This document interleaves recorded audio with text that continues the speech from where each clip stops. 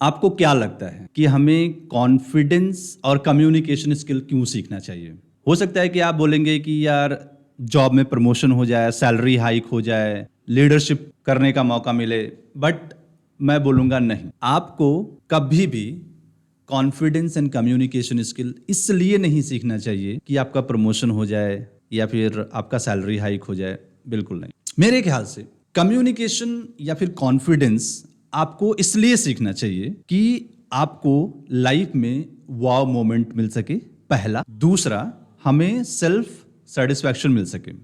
होता क्या है कि आप जब कहीं पे भी होते हैं, किसी के भी साथ में होते हैं, कहीं पार्टी में होते हैं, कहीं पे भी होते हैं, अगर आप अपने आप को सही से प्रेजेंट कर ले जाते हैं, अपने थॉट्स को, अपने फीलिंग्स को, अपने इमोशंस को, you feel relax, you feel satisfied. और मुझे लगता है कि सिर्फ इसके लिए ही हमें कॉन्फिडेंस या कम्युनिकेशन स्किल सीखना। अगर मैं वाव मोमेंट की बात करूं तो मान लो कि आप कहीं किसी पार्टी में गए हैं, you met someone and you liked that person. अब अगर आपके पास कॉन्फिडेंस नहीं है तो आप उसको अप्रोच करके अपना बात शुरू नहीं कर सकते। And it can be anything, business, relationship. और सपोज करो कि आप कॉन्फिडेंट नहीं हो, आप मिले, आपने उस पर्सन को देखा, लेकिन आप चाहते रहे, नहीं कर पाए।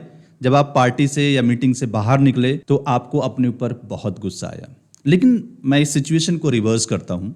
आप एक कॉन्फिडेंट इंसान हैं, आप अच्छा कम्युनिकेट कर लेते हैं, you met someone, you saw someone, you liked someone, आप स्ट्रेट वे उसके पास गए, आपने हाय हेलो किया, बात शुरू की, एंड आपने सोचा था सिर्फ 2 मिनट बात करना है, but it turn out to be 15 और 20 minutes. You exchanged numbers with each other and this is what I call the wow moment. कि आप जब चाहे, जहाँ चाहें, जैसे भी चाहें, लोगों से दिल खोल करके बात करें और हैप्पी फील कर सकें। तो सिर्फ इन्हीं 2 रीजन से आपको कॉन्फिडेंस एंड कम्युनिकेशन स्किल सीखना चाहिए।